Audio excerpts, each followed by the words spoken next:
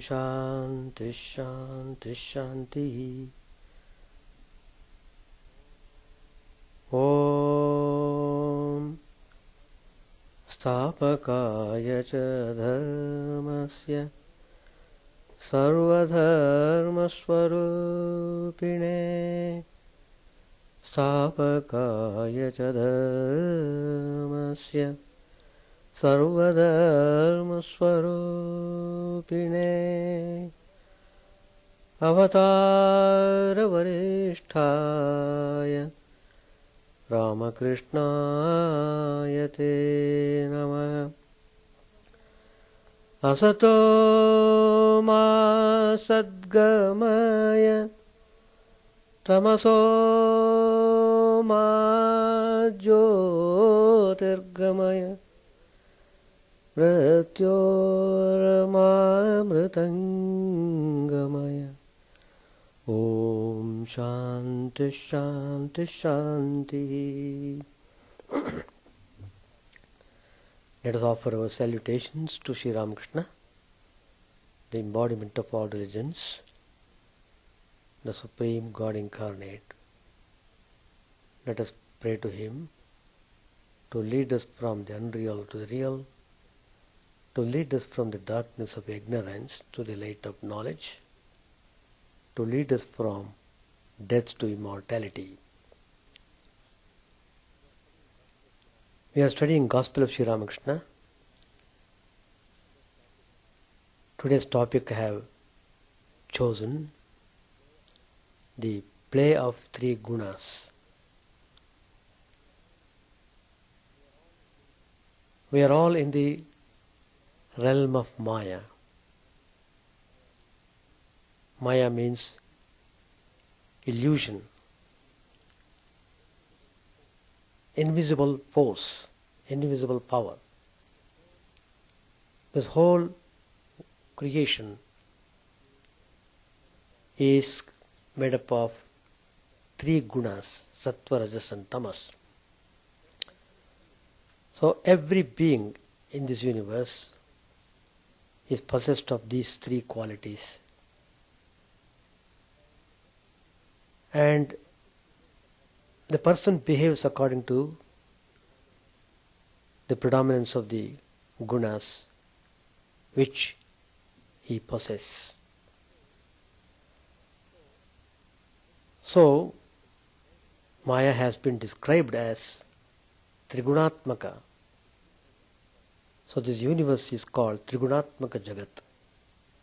We are all bound by these gunas.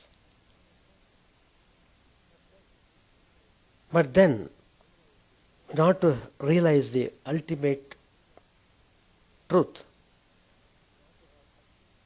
in order to have Atyantika Mukti, one has to go beyond these three gunas.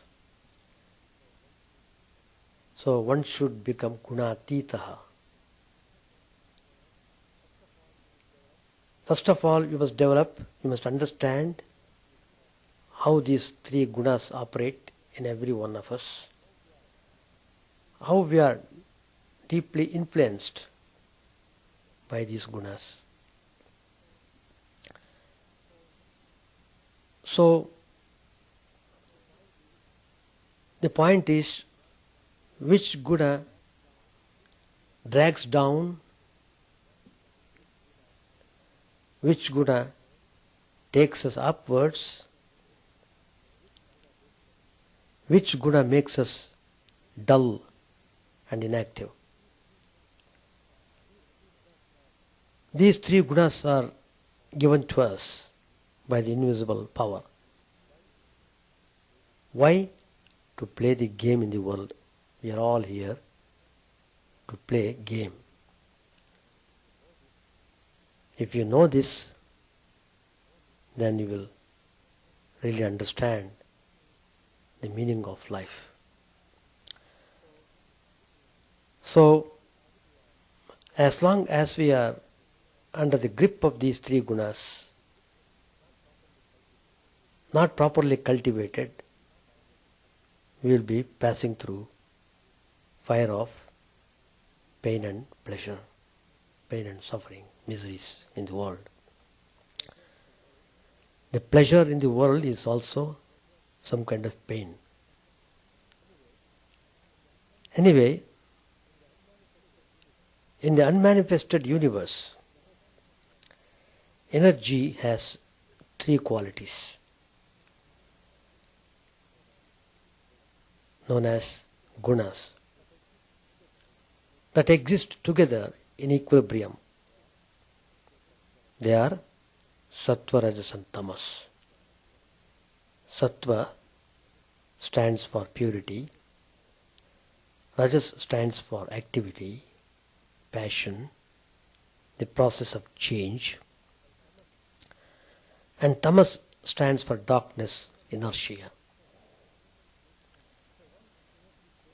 So once energy takes form, one quality of the three predominates. For example, on an apple tree, some of the fruit is ripe, that is sattvic. Some is the process of ripening, that is rajasic. And some overripe, that is tamasic. But no matter which quality prevails, an element of each of the other two will always be present as well. Most of an individual apple will be ripe, but part of it will be rotten, even if the naked eye cannot see it. And part will be in the process of changing from one state to the other. The three gunas encompass all existence, all actions. Suppose a man commits a robbery. The action is basically rajasic, but the decision to rob and the motive may be predominantly tamasic, rajasic or sattvic according to the situation.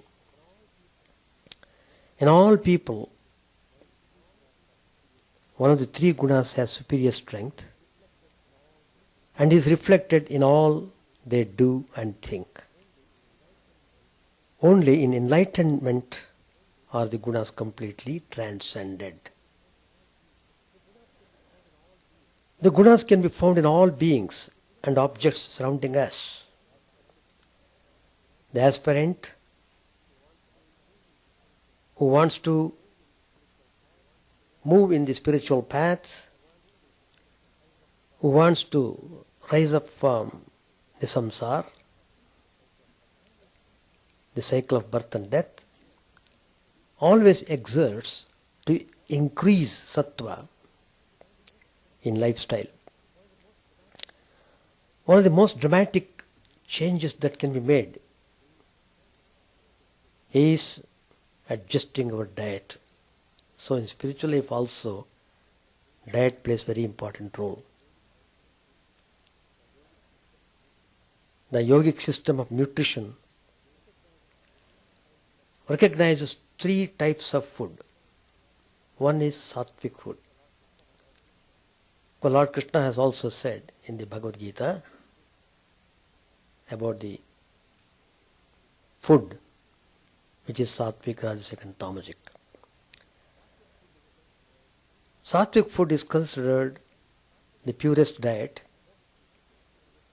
the most suitable one for any serious student practicing yoga.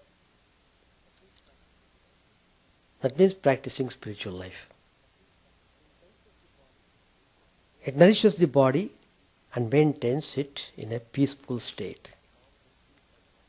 And it calms and purifies the mind, enabling it to function at its maximum potential. A sattvic diet thus leads to true health, a peaceful mind in control of a fit body with a balanced flow of energy between them. Sattvic foods generally include cereals, wholemeal bread, fresh fruit and vegetables, fruit juices, milk, butter, etc.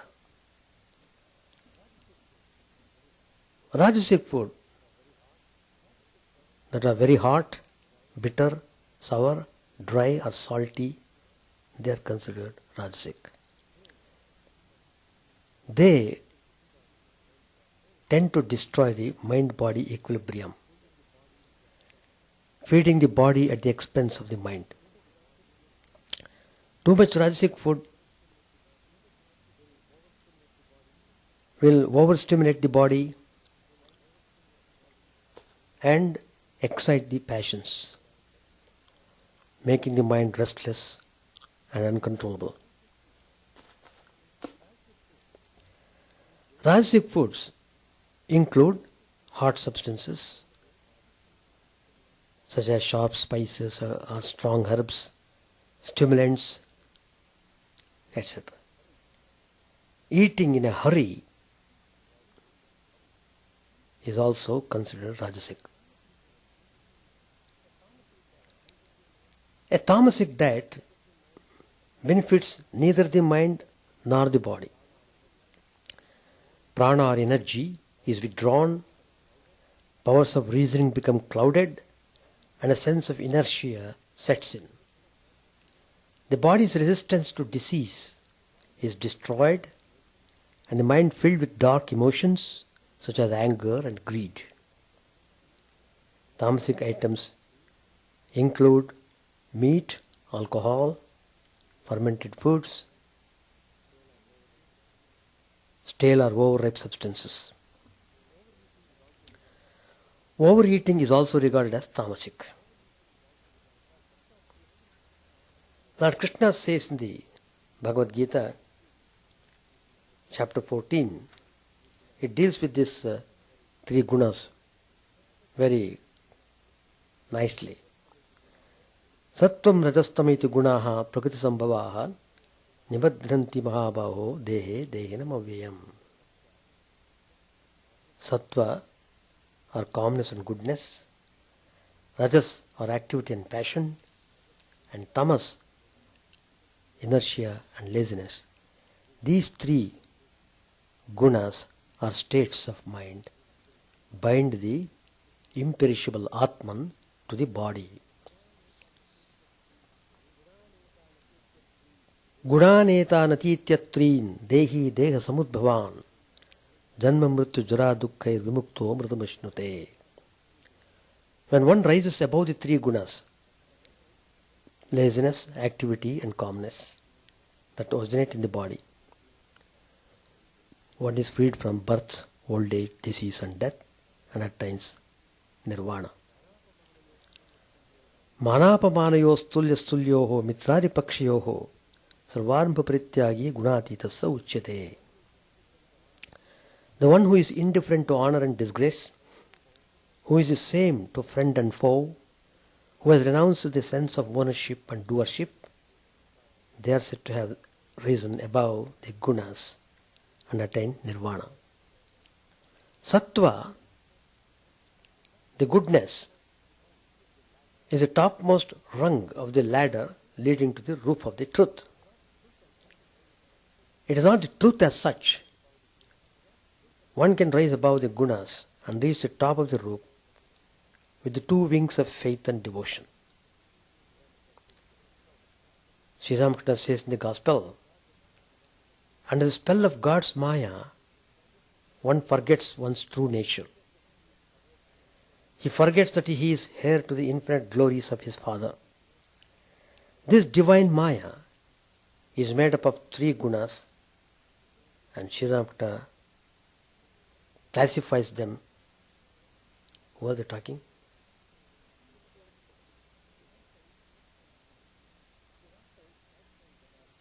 Sri Ramakrishna is classifying them as robbers. Sattva, Rajas and Tamas, all these are robbers. For they rob man of all his treasures and make him forget his true nature. The three gunas are Sattva, Rajas and Tamas. Of these, sattva alone points the way to God. But, Sri Ramakrishna says, even sattva cannot take a man to God. In order to illustrate this point, Sri Ramakrishna tells a story. Once a rich man was passing through a forest when 3 robbers surrounded him and robbed him of all his wealth. After snatching all his possessions from him, one of the robbers said, "What's the good of keeping the man alive? Kill him." Saying this, he was about to strike their victim with his sword when the second robber interrupted and said, "What's the use of killing him? Let us bind him fast and leave him here. Then he won't be able to tell the police. He won't be able to call number 911. Accordingly, the robbers tied him with a rope, left him and went away. After a while, the third robber returned to the rich man and said, "Oh, you are badly hurt, aren't you? Come, I am going to release you." The third robber set the man free and led him out of the forest. When they came near the highway, the robber said, "Sir, follow this road, you will reach home easily." The rich man was highly thankful to this robber who led him out of the forest. So he said, "Well, please, you must also come with me. I want to give a good treat to you. You have done so much for me. We shall be very happy to see you at our home." When the rich man said like that, "No, sir," said the robber, "it is not possible for me to go there because the police will arrest me." So saying, he left the rich man after pointing out his way. Beautiful story. Now, the first robber who said, "What's the good of keeping the man alive? Kill him." He is tamas. It destroys. The second robber is rajas, which binds a man to the world and entangles him in a variety of activities. Rajas makes him forget God. Lots of people say, "Oh, we don't have any time. Morning to night we are so busy. By the time I return from work I am exhausted. Simply a drop on the bed." True. But where is the time to think of God? The mind is not in state of thinking. It has exhausted its energy. So, rajas makes one forget God. Sattva alone shows the way to God. It produces virtues like compassion, righteousness, and devotion. They are very important to pursue spiritual path. But again, sattva is like the last step of the stairs. Next to it is the roof. The Supreme Brahman is man's own abode.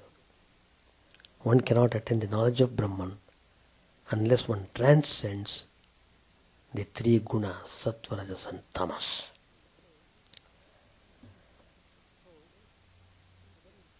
So, it is very important to know this fact. How we are being cheated by our own gunas. How we are careless about cultivating sattva, which lead us to the abode of truth. Our consciousness is made up of thinking, past and present. Now we can understand that in addition to thinking, there is also a law of association which comes into play. And the quality of the association influences the quality of our mind. For example, if we associate with people whose qualities of misery, anxiety, jealousy, etc. are predominant, then our mind also will absorb those qualities, and eventually we will also become the same. Jealousy, hatred, misery, and all sorts of things. So now an important distinction is evident. Not only is our consciousness made up of how we think, but the quality of our consciousness also depends upon the quality of the subject on which we are thinking. And the quality of consciousness determines how we feel about ourselves. It affects the decisions we make, which in turn influences our present and future. The Vedic literature explains that the individual consciousness is made up of three qualities combined. These qualities are called gunas, and they bind the soul to the wheel of birth and death. They correspond to the colors white, red, and black. White signifies peacefulness, spirituality, harmony, kindness, etc. And it is known as Sattva Guna. So color code, Sattva Guna is white. Red signifies passion, activity, and desire for name, power, position, success. Always ambitious. And such a person is known as person of Rajagun. So red color signifies Rajagun. You can see when a man is terribly angry, his red face becomes automatically red.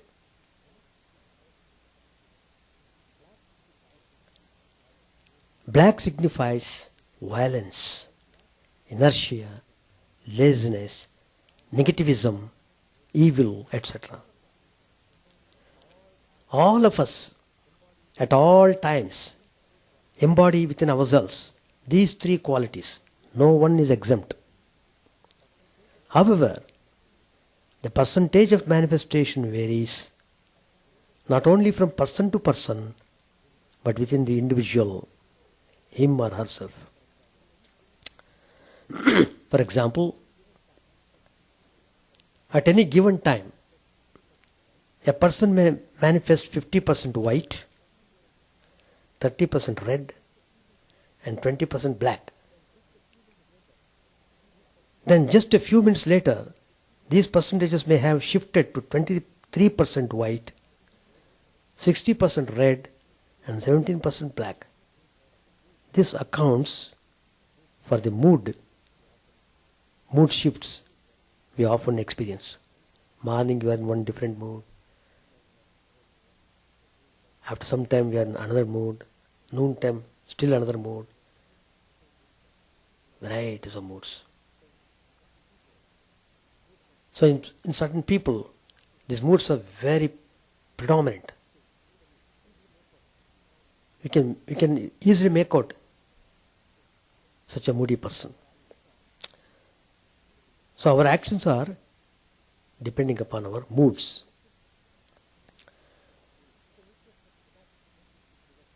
We can witness such dramatic changes within yourself. For example, suppose you are standing in a queue to buy a ticket for the movie. You may be feeling peaceful and happy.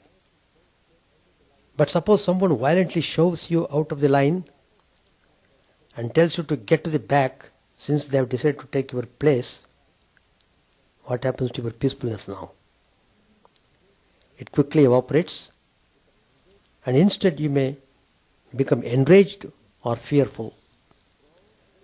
Similarly, throughout the day, we experience variations in our attitudes. These shifts either stem from a natural change of the gunas internally, or the change is stimulated by external events.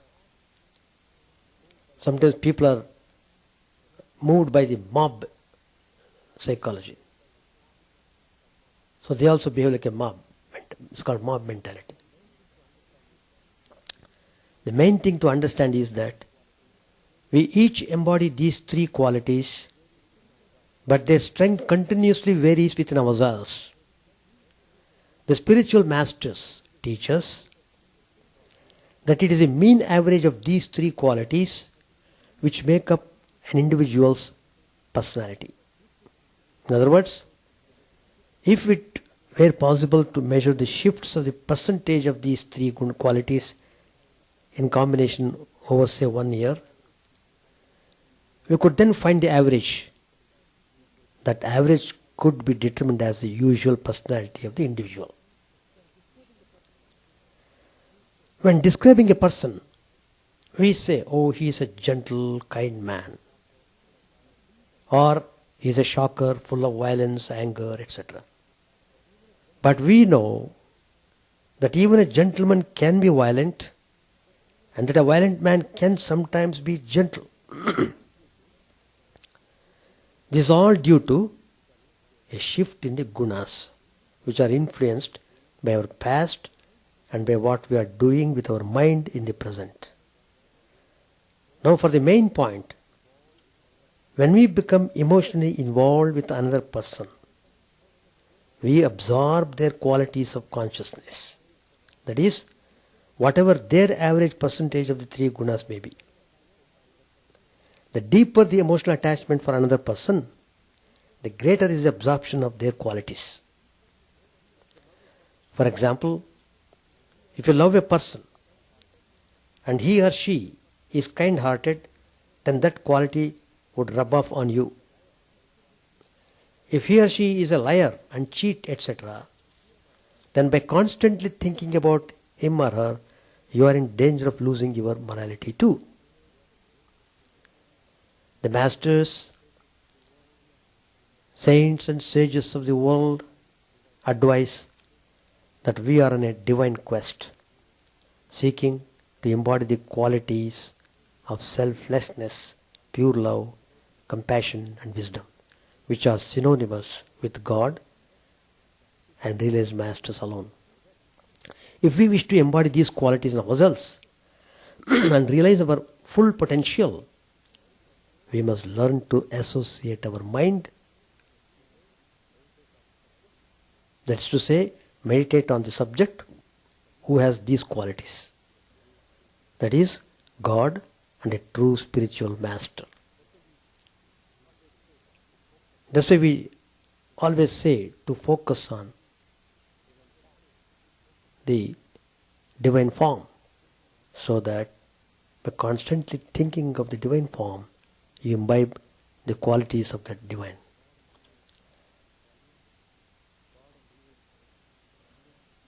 God and realized saints are beyond the three gunas. What I said earlier, gunatita state. That is, they are beyond white, red and black. We are not divine yet. Why? Because we are governed by the gunas. To deeply think on God ensures liberation and experience of the divine qualities.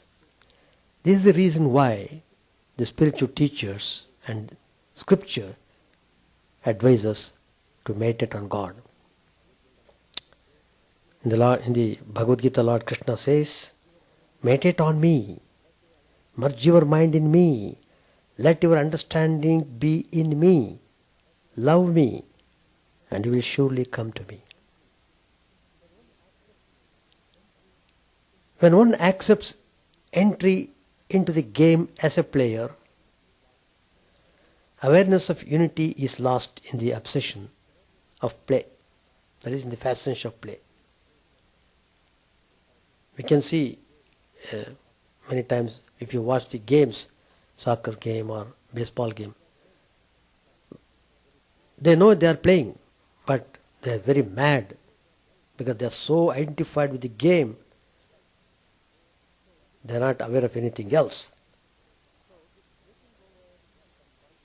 So this taking over of consciousness is the fun of the play. The one becomes many to play a game of cosmic hide and seek with itself.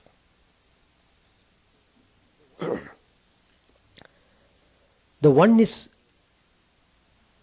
reality. Ekameva dvitiyam. Multiplicity is illusion. This illusion of multiplicity is created by the veiling power of the One, the Supreme Consciousness. This veiling power is called Maya Shakti or Maya. This veiling power creates the illusion of me and mine, or thee and thine, which creates ignorance in the individual consciousness. Ignorance is called as avidya, that is, absence of knowledge. So Maya is also called avidya by yogis. This ignorance comes to individual consciousness through the mind. That's why yoga is a practical device to stop the modifications of mind. And yoga's aim is to arrest mind, to stop the inner dialogue, to go beyond the mind, to realize one's true nature beyond the illusion of me and mine. The world of names and forms is Maya. This illusion can be seen at every level. The human body itself is not a unit of existence, but is composed of countless numbers of cells and mini cells. If each cell starts growing a sense of me and mine, each human body will become a subcontinent. It is the individual ego, ahankar, which creates separate units of existence. But this is itself is Maya. Ego cannot function without mind, as mind cannot without sense organs. So it's only after the mind is brought to a suppressed state that the sense of me and mine can be completely annihilated. By yoga alone can this state be achieved, and an end brought to this illusory sense of being an independent unit. After realization of truth, through a direct experience of reality in samadhi, Maya Shakti can be understood, and the human psychodrama can be observed as divine play, as Leela. Maya Shakti is a power which brings forth the evolution of the phenomenal world. It makes this possible by interplay of the three gunas, sattva, rajas and tamas. Cosmic consciousness becomes individual consciousness by its own Maya. This diversity in unity is illusion and is caused by the veiling power of the Supreme Consciousness. All that the player perceives of the phenomenal world exists within himself. Two comes into being when one repeats itself. Two is Maya because both were present in the one. The two are the eternal and the external world, the unmanifested and the manifested. Shiva and Shakti, male and female, sun and moon, gross and subtle, absolute and Maya, immanent and phenomenon. Two is therefore the number of Maya or illusion, the universal play of cosmic energy. The three gunas, sattva, rajas and tamas, they are qualities within your personality and you can change them. Our personality and our mind are governed by these gunas. Rajas gives movement to sattva and tamas. They are alive because of rajas. Sometimes rajas or tamas is dominant in us. Sattva doesn't stay for a long time. When sattva is dominant, we make good decisions and lots of commitments. Then tamas takes over and we don't follow through our good intentions. With too much rajas, we are too active, have too much hyper energy. Rajas has to be brought into control so you are not all over the place, scattered mind. When dominated by tamas, you are dull with no inclination, no self-respect, no divinity, no confidence, full of inertia, tiredness and sloth.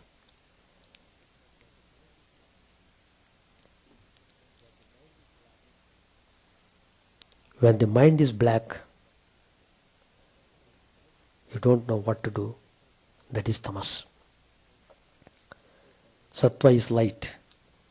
When sattva is dominant, you know what is right and wrong, and you live with your commitments. You are always aware not to let rajas or tamas take over. You balance inclination to dharma, spirituality and obligations with right attitude is sattva. There are ways to create sattva. Swadhyaya, study of the self, yoga practice, pranayama, mantra, meditation.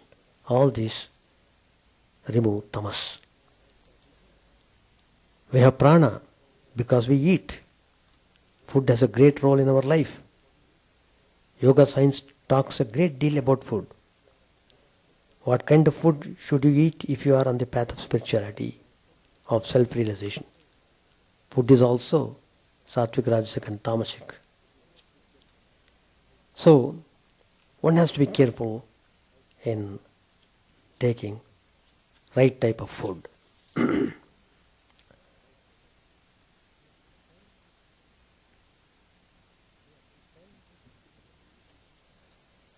Silence is critical. Pay attention when you eat. The state of mind in which you eat makes a difference. The awareness with which you chew your food makes a difference. You need the right atmosphere and environment in which you cook the food and eat the food.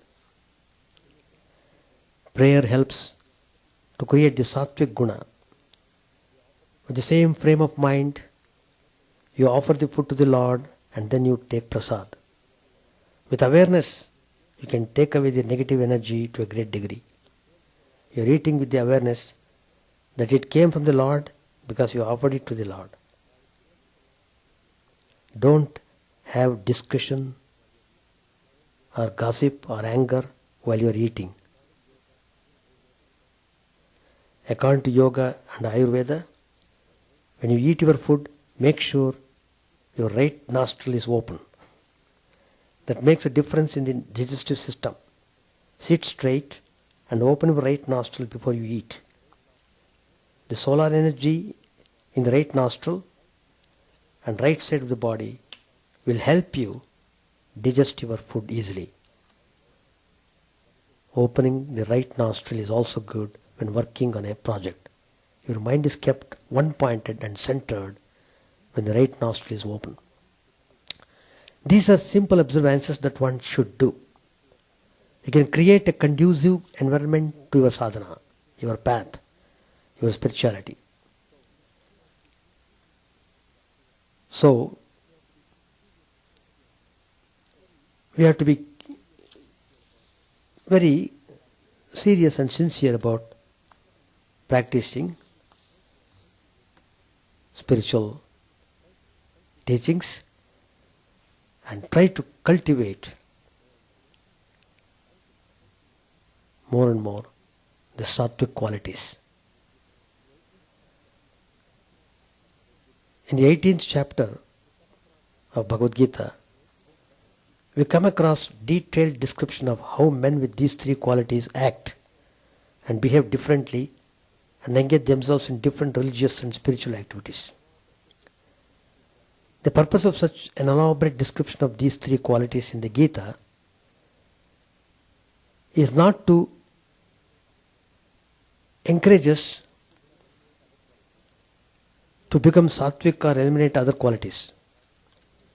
The gunas, whether it is sattvic or rajasic or tamasic, are part of Prakriti and are responsible for our illusion and all suffering on earth. The Gita therefore aims to make us free from these qualities completely by making us clearly understand the nature of these qualities and how they tend to keep us in bondage and illusion. Even the cultivation of sattva is not an end in itself. It is only the means to overcome passion and ignorance and thereby achieve self-realization through the purity of the mind and the heart. One should forget that it actually binds us to the mortal world through its tendency to attach itself to happiness and knowledge. One should not forget that it actually binds us to mortal world. It is but an instrument of Prakriti intended to serve its purpose by keeping us chained to the earthly life under the sovereign control of its false master. Hence one should go beyond these three gunas and attain immortality and freedom from birth and death, old age and sorrow.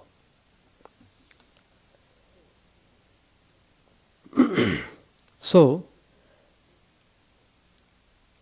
if we understand the play of these three gunas in our life, we can monitor properly and become aware of where we stand and how to move.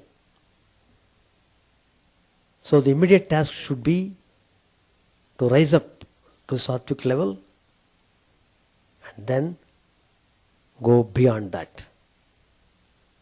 Because sattvic is also one of the robber, as Sri Ramakrishna has said. So you must get rid of all these three robbers, then only you are free.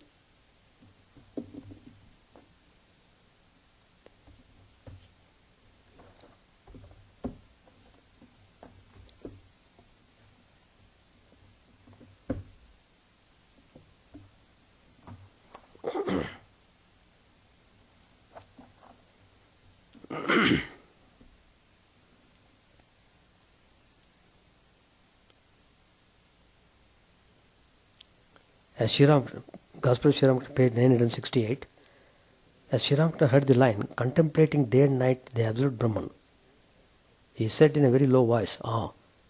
Then, by a sign, he said to the devotees, "This is the characteristic of the yogi." Narendra finished with the hymn, witnessing the changes of mind and body, not but the self within him beholding, thinking not of outer, of inner, or of middle, blessed indeed is the wearer of the lion cloth. Chanting Brahman, the world of redemption, meditating only on I am Brahman, living on alms and wandering freely, blessed indeed is the wearer of the lion cloth. Again Narendra sang, meditate on him, the perfect, the embodiment of bliss. Meditate on him, the formless, the root of the universe, the hearer behind the ear, the thinker behind the mind, the speaker behind the tongue, himself beyond all words. He is the life of life, the ultimate, the adorable. Master said to Narendra, and that one, all that exists art thou.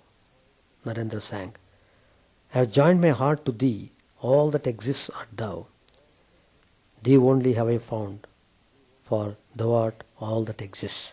O Lord, beloved of my heart, thou art the home of all. Where indeed is the heart in which thou doesn't dwell? Thou hast entered every heart, all that exists art thou. Whether sage or fool, whether Hindu or Mussulman, thou makest them as thou wilt, all that exists art thou. Thy presence is everywhere, whether in heaven or in Kaaba, before thee all must bow, for thou art all that exists. From earth below to the highest heaven, from heaven to deepest earth, I see thee, wherever I look, all that exists art thou.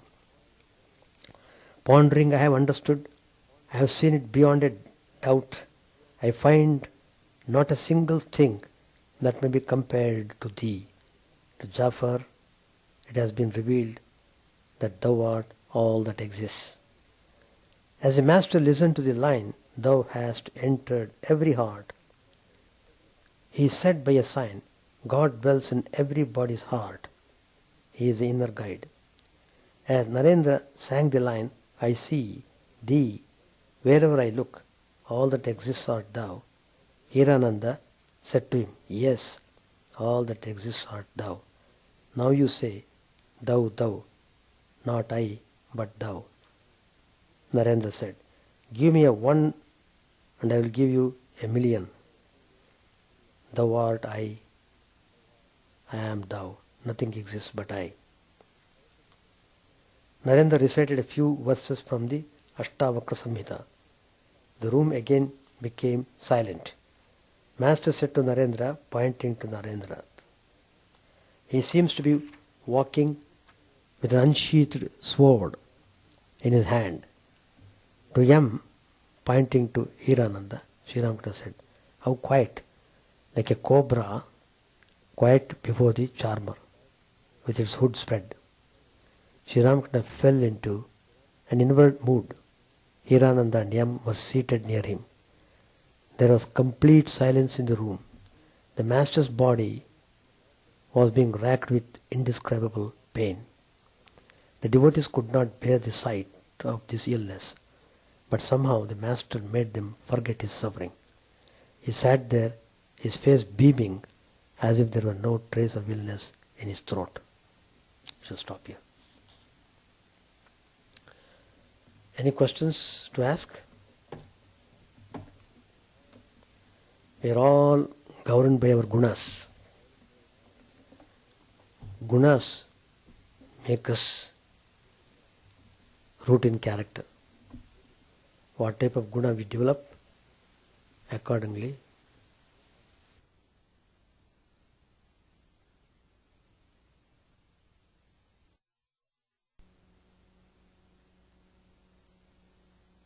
to cultivate more and more sattva guna, calmness, peacefulness, and then go beyond that guna also to have the final liberation.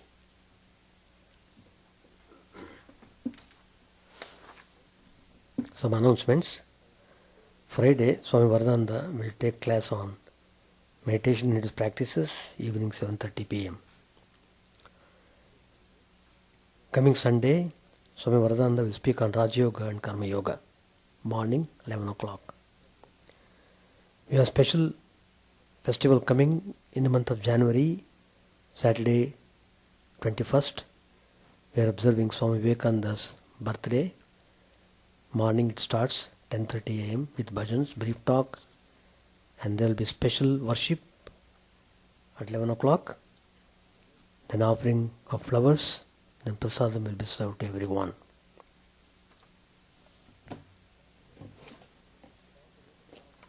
Chant the name of the Lord and His glory unceasingly, that the mirror of the heart may be wiped clean and quench that mighty forest fire, worldly lust raging furiously within. Own name stream down in moonlight on the lotus heart, opening its cup to knowledge of thyself, O self, drowned deep in the waves of His bliss, tasting His nectar at every step, bathing in His name, that bought for weary souls. Various are thy names, O Lord. In each and every name thy power resides. No times are set, no rites are needful for chanting of thy name. So vast is thy mercy. How huge then is my wretchedness, we who find in this empty life and heart no devotion to thy name. O my mind, be humbler than a blade of grass. Be patient and forbearing like a tree. Take no honor to thyself, give honor to all. Chant unceasingly the name of the Lord. O Lord and soul of the universe, mine is no prayer for wealth or retinue, the playthings of lust or the toys of fame. As many times as I may be reborn, grant me, O Lord, a steadfast love for Thee. A drowning man in this world's fearful ocean is Thy servant, O sweet one. In Thy mercy, consider him as dust beneath Thy feet. Ah, how I long for the day when an instant's separation from Thee, O Lord, will be as 1,000 years, and my heart burns away with its desire, and the world without Thee is a heartless void. Prostrate at Thy feet let me be, in unwavering devotion, neither imploring the embrace of Thine arms, nor bewailing the withdrawal of Thy presence, though it tears my soul asunder. O Thou who stillest the hearts of Thy devotees, Do with me what thou wilt, for thou art my heart's beloved, thou and thou alone. O Lord, lead us from the unreal to the real, lead us from darkness to light, and lead us from death to immortality. May all be free from dangers, may all realize what is good, may all be actuated by noble thoughts, may all rejoice everywhere. May all be happy, may all be free from disease, may all realize what is good, may none be subject to misery. May the wicked become virtuous, may the virtuous attain tranquility, may the tranquil be free from bonds, may the freed others make others free. May good betide all people, may the sovereign righteously rule the earth, may all beings ever attain what is good, may the worlds be prosperous and happy, may the clouds pour rain in time, may the earth be blessed with crops, may all countries be freed from calamity, may holy men live without fear. May the Lord, the destroyer of sins, the presiding deity of all sacred works be satisfied, for he being pleased, the whole universe becomes pleased. He being satisfied, the whole universe feels satisfied.